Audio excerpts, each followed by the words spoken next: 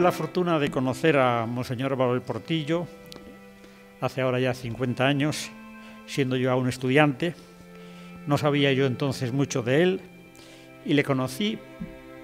sin que apenas se notara su presencia, muy cercano a San José María, escriba, completamente pendiente de él, con el rostro discretamente alegre que siempre reflejó su gran paz, perspicacia y bondad, con una actitud y un comportamiento que nadie que no lo supiese podría sospechar el papel tan trascendental que había desempeñado y estaba desempeñando en el desarrollo y gobierno del Opus Dei y en muy importantes esferas de la acción propia de la Santa Sede, particularmente entonces por aquellos años en la preparación y desarrollo de los trabajos del Concilio Vaticano II. Luego, a lo largo de los años, se renovaron las ocasiones de encontrarme cercano a él, por ratos breves o más largos, hasta 1975, en que San José María se fue al cielo y después cuando asumió con tan ejemplar fidelidad la dirección del Opus Dei, cumpliendo la principal manda del fundador al lograr la erección del Opus Dei en prelatura personal e impulsando su desarrollo por muchos nuevos países de los diversos continentes y en los que ya estaba implantada, poniendo en marcha empresas de tanta trascendencia universal como la que se acaba de recordar, la Universidad Pontificia de la Santa Cruz, o impulsando el establecimiento o consolidación y crecimiento de muchos establecimientos docentes, asistenciales, hospitalarios, no pocos de ellos en ciudades o barrios de los más necesitados en todo el mundo, y además hechos por personas del país o venidas de fuera, pero hechas del país. Él amaba mucho las misiones, pero nunca las tareas del Opus Dei se encajan en las misiones, porque las hacen gente, ciudadanos del país. Trataba de imaginarme la actitud y la cara de don Álvaro ante esta exposición,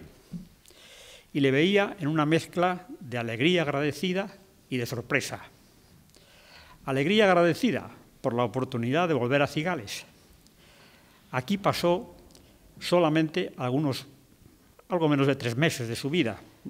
cumplió aquí sus 25 años, en marzo del 39 cumplió sus 25 años de edad. Pero a pesar del poco tiempo transcurrido, 3 meses, Cigales quedó grabado en su vida. Al final del otoño del 38, tras haber dejado la zona republicana, había hecho los cursos acelerados para la formación de alféreces provisionales en las proximidades de Burgos y justo al inicio del 39, seguramente por haber ejercido ya durante un tiempo de ayudante de obras públicas hasta la guerra y haber ingresado ya en la Escuela de Caminos, fue destinado a mandar, a pesar de que era alférez, no sé, ya teniente, una compañía del arma de ingenieros que no sé por qué razones estaba establecida en Cigales, preparándose para entrar en acción. Al acabarse la guerra, el 1 de abril, fue destinado con esa compañía a Olot, en Cataluña, para contribuir a la reconstrucción de los muchos puentes derruidos y rehacer carreteras. Su estancia en Cigales concluyó, por ello, con el mes de marzo. Aquí se alojó, al parecer, según me han dicho, de acuerdo con lo que era habitual entonces en los alojamientos militares, en la casa de un notable, de un vecino, en este caso en la casa, al parecer, de don Manuel Díez Quijada, al cual está vinculada, al parecer, esta capilla, según me han dicho mismo, y doña Pepita Requejo López, que tenía en su casa a pocos metros de aquí. En esos meses trató de vivir con la máxima exigencia humana y cristiana que fue norma de su vida, desde que en julio de 1935, impactado por la figura y el mensaje de San José María, se decidió, con prontitud sorprendente, a seguir lo que entendió como una llamada de Dios, que Dios le hacía llegar a través del fundador del Opus Dei. Además del cumplimiento acabado de sus obligaciones militares, de modo que, por lo que cuentan los testigos, se veía secundado por el aprecio y el respeto de los suboficiales y soldados, se las arreglaba para oír misa en esta iglesia cada día, cuyos vínculos, por cierto, con México tanto le recordarían a su madre y a sus raíces mexicanas, y dedicar sus buenos ratos, sin llamar la atención,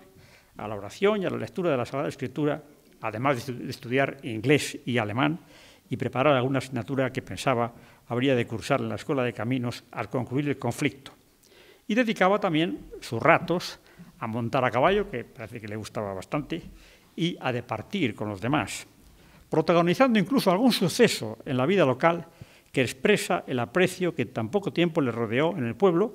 cuando fue designado para sustituir al alcalde en una ocasión en la que se consideraba obligado a hacer un discurso, echar un discurso al pueblo para celebrar lo que entonces se consideraba un acontecimiento.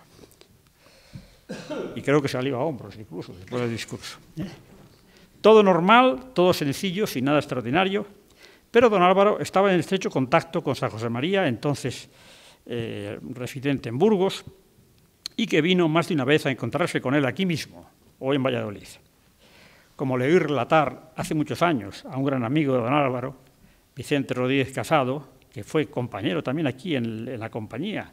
del mismo regimiento, también aquí en Cigales, aunque no era ingeniero, porque era más bien de humanidades, de filosofía y letras, y terminó siendo catedrático de historia moderna y contemporánea en muchos años. Pues yo le oí hace muchos años que fue precisamente en esos meses en Cigales cuando San José María adquirió la persuasión de que don Álvaro habría de ser su principal apoyo para sacar adelante el Opus Dei, que por entonces hay que recordar, porque hoy el Opus Dei es una cosa extendida por todas partes, por todo el mundo, pero entonces apenas era un poco más de una docena. Pues entonces adquirió esa persuasión el fundador del Opus Dei sobre don Álvaro, e incluso a partir de entonces tuvo la seguridad de que habría de ser su sucesor al frente de la institución, como efectivamente ocurrió. Una institución que estaba toda por hacer, evidentemente. Comenzó por eso a llamarle, precisamente entonces, estando aquí en Cigales, Saxum, que significa en latín roca, como consta en alguna de las cartas de ese periodo y del periodo inmediatamente posterior,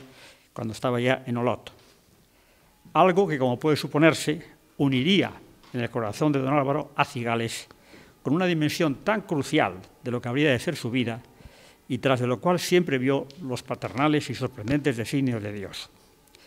Don Álvaro volvió a Valladolid bastantes veces, sobre todo en los años 40. Luego, después de esto, la última vez en 1987, pero sin posibilidad, que yo sepa, de volver a respirar la atmósfera de Cigales. Consta, sin embargo, que su recuerdo siempre despertó en él un movimiento de afecto, de simpatía y de gratitud. Por eso, seguro que le está encantando volver, en cierto modo, a Cigales a través de esta exposición. Pero decía también que veía en él, imaginándomelo, veía en él cierta reacción de sorpresa,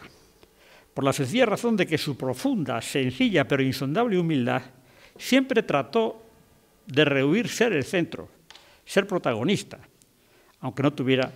luego más remedio que serlo, y de qué manera, muchas veces y mucho tiempo.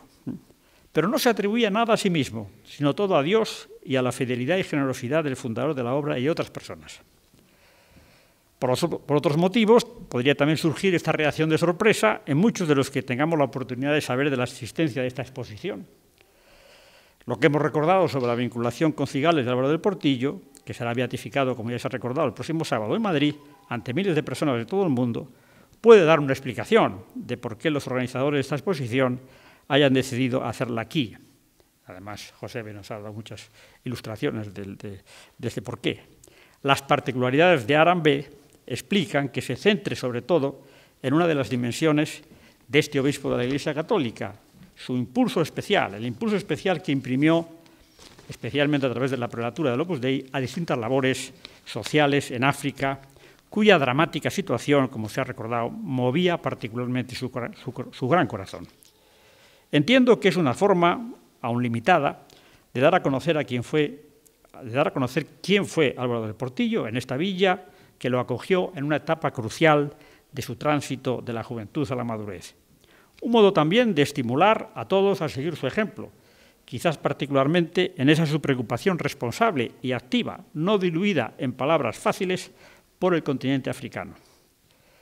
Pero pienso también que, sobre todo, tras su sonrisa llena de paz y serena alegría, junto a su humilde gratitud y sorpresa, hay también en el don Álvaro, que sin duda nos contempla, aquel gesto suyo que siempre invitaba amablemente a las obras, a la responsabilidad personal, a tomarnos en serio nuestra condición humana y la fe cristiana de cuantos gocemos de ella. Como escribía en una de las cartas que se conservan suyas, escritas desde Cigales, con un inconfundible deje madrileño, se puede vivir una vida plena, decía textualmente, lo mismo en Cigales que en Chinchón. Es algo esencial al espíritu del Opus Dei que él vivió y difundió eficazmente, contribuyendo a inscribirlo en los grandes documentos del Concilio Vaticano II, que la santidad, la plenitud cristiana, no es cosa para privilegiados, para curas o monjas, ni solo para los obispos o para quienes tienen excepcionales cualidades y responsabilidades, es para todos, porque todos y cada uno somos igualmente hijos del mismo Padre de Dios y llamados a vivir eternamente con la Trinidad en el cielo. Don Álvaro trató de vivirlo en Cigales, lo mismo que cuando ejerció luego de ingeniero de caminos, cuando fue ordenado sacerdote, cuando ejerció grandes responsabilidades en la Santa Sede y en el Opus Dei, o en fin, en los años en que fue el prelado de esta prelatura y obispo de la Iglesia Universal. Yo creo que, sobre todo, querría él animarnos a hacerlo también cada uno. Por cierto, lo mismo que va a hacer solemnemente la Iglesia el próximo sábado, que va a hacer al proclamarlo beato, nos va efectivamente a animar a seguir su ejemplo. Qué buen servicio nos presta Arambé, dándonos la oportunidad de recordar todo esto. Verdaderamente todos a una, que es lo que parece significar, como también se ha recordado, esta palabra Arambé en alguna de las lenguas africanas.